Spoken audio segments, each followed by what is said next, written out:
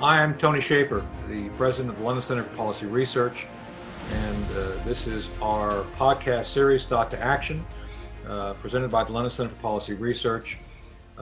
This podcast is focused on how to produce actionable policy recommendations that change the way things happen all across the world. Please go check us out at thoughttoactionpodcast.com TV. Thought to Action on iTunes, as well as patreon.com Thought to Action. We appreciate your support. It's very important to getting all this information out. We're joined by Brad Birkenfeld today, who's a legendary whistleblower who, like many folks, worked to do the right thing, and because of doing the right thing, he found himself at odds with our Department of Justice. Brad, thank you for joining us today. This is part one of a two-part podcast that we're doing on this, and God bless you for what you've done and what you're doing. Please introduce our audience to you and what happened to you. Well, thank you, Tony. It's a pleasure to be here. I'm here in Paris, France right now, lecturing on the subject for a few days and then coming to America to continue that. And certainly my case is historic for many reasons, not just because I exposed the largest and longest running tax scandal in the world at UBS in Switzerland, but because I was the only one in that scandal to go to prison. The DOJ singled me out, let all the bad actors who have been doing this for years more than I was, and I was the only one that had the courage to quit my job, to come forward and to give all this information, not just to the DOJ, but the IRS, the SEC, the US Senate, and yet I was the only one to go to jail. It's ridiculous. Yeah. And so I think the American people should be outraged, not just because of my story, but because how they got cheated by Barack Obama and Joe Biden. And trust me when I say this, when I was working at UBS, I was a Democrat. Obviously, I'm not a Democrat anymore. So this isn't a partisan thing where I'm just sort of playing the Republican line here. I'm not. Right. And but when I saw the bad things happening, I felt compelled to come forward and to report wrongdoing. And the wrongdoing continued under the Obama administration, which is absolutely dreadful because people are still feeling the effects of them giving a sweetheart deal to the largest bank in the world that cheated many million Americans. So this is not the first time I've observed this sort of behavior from the U.S. government, where the person who actually attempts to do the actual whistleblowing and prompts the oversight becomes victimized by the very evil that these wrongdoers have perpetrated. And I think it's important for the audience to understand these sorts of things are not specific to any party. Brad, as you probably remember when we first met, I pointed out to you I was a whistleblower against the Bush 43 White House. So right. I think it's ironic that many of us start off going against the very side that we're supposedly on, just to find out that it doesn't matter.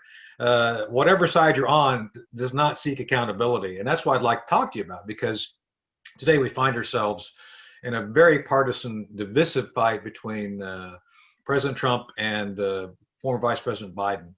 And one of the notable things I'd like to talk about a bit is the fact that certain folks you have blown a whistle against are still not really being held to account. Can you talk a little bit about the Hillary Clinton issue and some of the things that you brought up in your first book, and why that's important and why it needs to still be actioned on in some form?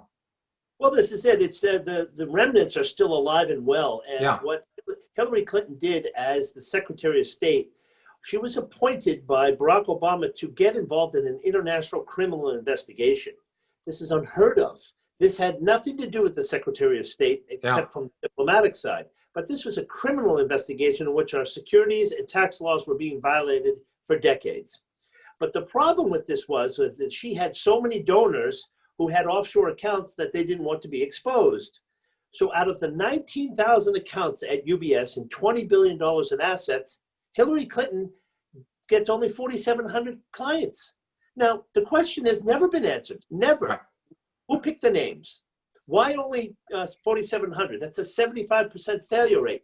I guarantee you, anyone listening to your podcast, if they fail 75% of the time at work, they're fired, period. That's number one. Number two, you didn't find the bank to make the U.S. taxpayer whole. Why? Why wouldn't you have fined the bank this? Oh, we find out later, after the case is settled and they got the sweetheart deal, there's four major components here. And we're going to start with President Obama. At the time that I went to the U.S. Senate and reported this, the U.S. Senate Permanent Subcommittee on Investigations, Senator Obama was an active member on that committee, but he never showed up for one hearing. He was running for president. Okay. But at the very same time they were investigating UBS in that committee for criminal conduct, Barack Obama was accepting millions of dollars of bundled campaign contributions from UBS. Yeah. Robert Wolf, the chairman of UBS Americas, was his best buddy. He played golf with him. He invited him to the White House. He was on several of his committees and so forth. So that's a conflict of interest, number one. And if you want to talk about treason, that's treasonous. Why? You took an oath to defend the Constitution, number one. Number two, then you don't do your job, but you take money from the same institution, a foreign bank that was giving you money for your campaign. Second, Eric Holder in private practice at Covington and Burling represented UBS, another conflict of interest. The next person, Joe Biden, who did nothing to change this and actually comes from the state of Delaware, that is the biggest corporate crime tax haven in America. Right. He's done nothing to fix this, nothing. And then you get Hillary Clinton. But it's more important on Hillary now because not only didn't she get all the names, she did not have the bank fined properly to make the U.S. taxpayer whole. So that means over 300 million Americans got cheated by Hillary Clinton. Democrat, Republican, it doesn't matter. Right. But it's even worse. After the case gets settled, what happens? Hillary Clinton then receives money, $600,000 from the Swiss government to the Clinton Foundation. Furthermore, Bill Clinton gets a $1.5 million speaking fee for UBS. Then I had the fortunate time to go see Julian Assange in the Ecuadorian embassy. Yeah. Why am I linking this in? Because there is a document on my website, a WikiLeaks cable, that no one ever expected to see. And the document vindicates me. Why? It says, in particular, Hillary Clinton met with the finance minister of Switzerland and said, we must find a political solution to the UBS case. And how did they settle that case? They sent 2 Chinese Uyghurs from Guantanamo Bay to Switzerland to settle the case. America should be outraged. This is the most ridiculous thing that's ever happened. A big bank that rips off our securities and tax laws for decades, donors to the Clintons and to the Democratic Party don't get prosecuted. And then all of a sudden, we should act like she's doing a great job. And the whole Obama administration are guilty. It's aiding and abetting, it's collusion, it's conspiracy, and it's criminal. But no, I'm with you. So, Brad, I think that's the important factor here that we're all recognizing. This isn't about Republican or Democrat. No. This is more about a privileged few. Daryl, could I use the word liberal privilege? This few who are very much tied into the official mechanisms of government to use those mechanisms to both enrich themselves as well as protect their friends. And it seems to me the predominant use of this mechanism is with Hillary Clinton, Joe Biden, and these institutional leaders, those insiders, people like Joe Biden, who's been in government for 48 years, and nothing has ever been resolved except for the enrichment of his family, the protection of those who are politically linked to him, and frankly, all of this working against the interests of the American people. Is that a correct assessment of what you see from your own experience? Well, absolutely. And I think it's very important that you link this. And it's not a Democrat-Republican thing. It's right versus wrong. As you would tell a young child and say, it's not right to steal. It's not right to cheat on exams and so on and so forth. But as adults, the very fact that Joe Biden and Barack Obama, for that matter, have allowed this to continue knowingly. They're not oblivious. You know, these guys claim to be, well, he went to law school, President Obama. So I don't know if he slept through ethics class or not, but Joe Biden as well, being in the Senate for 47 odd years. Yeah. But there's a New York Times article from June of 2012. And this is the New York Times. It said that Delaware is the biggest corporate crime tax haven in America. Yeah, no doubt. And and he was in office then, and he's from that state. What has Joe Biden done to correct that problem with drug dealers and arms smugglers and tax cheats? Nothing. Well, I think that's the key. I hate to say it. I mean, again, we're a think tank. We're a 501c3. We focus on policy, but I think that's the policy question we're asking. How can any politician who's now seeking the highest office in the land do so when his own family, Hunter Biden, has been directly benefiting from the relationship Vice President Biden had with foreign leaders? And we're limited on time here, Brad. We'll come back and do a second airing of this in part 2 of this podcast. But one thing I'd like you to discuss in the next podcast, and we'll kind of prompt this, is how is it that someone like a Hunter Biden can be put on a board like Burisma with no experience, no background, or without any link to anything, be sent a $3.5 million deposit, wire deposit, from the mayor's wife of Moscow? How is this, as Joe Biden said, there's been no evidence of wrongdoing? You and I have known each other for a while. I've never heard of anybody.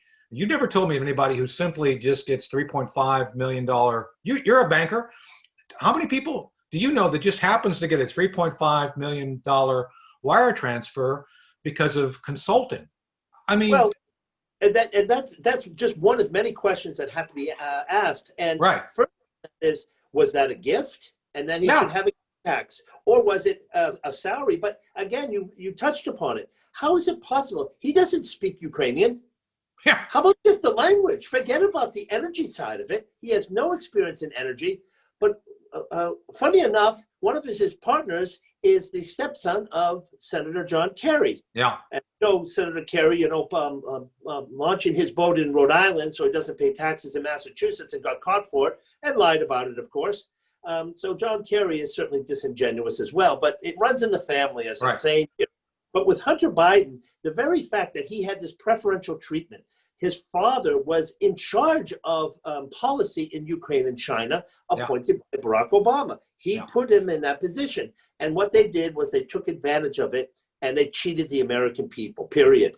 And the very fact that Hunter Biden, and I know this from a friend that knows the psychiatrist for Hunter Biden, who told me there are many illegalities being done with money wiring, tax evasion, and this is very, very serious. And quite frankly, I went to the Senate Finance Committee and reported it because it was my obligation to report something that was wrong, period. Well, Brad, let's talk about that in our next podcast, and more about your book. It's Lucifer's Banker Uncensored, and there's a website, lucifersbanker.com. People can go see a lot of information there, order the book or the ebook, whatever they like, and certainly coming to the U.S. Next week to help promote it and making sure that people understand it's right versus wrong. Good. Well, it is. And so, Brad, thank you for being with us today. We're going to continue this discussion in our next podcast. You can look for Brad's amazing analysis in his book.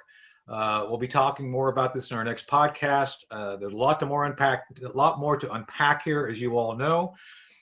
Please join us for that next podcast where we get into more details with Brad's meetings with key people, with key issues, and we're going to talk about the London Center Accountability Center, the project that we just stood up that relates to all of this. And I'm sorry, folks, I hate to say this is but the tip of the iceberg. What Brad is seeing, what others are seeing, simply has to be addressed, and it has to be addressed in such a way that it's nonpartisan. So thank you again for joining us today. Check us out, London Center Thought to Action, on podcast.com TV, as well as Patreon /Thought to Action. Thank you for being with us today. Brad, we're going to have you back. Thanks again for joining us, and we'll talk again soon. Thank you, Tony. It's a pleasure. Thank you. Thanks.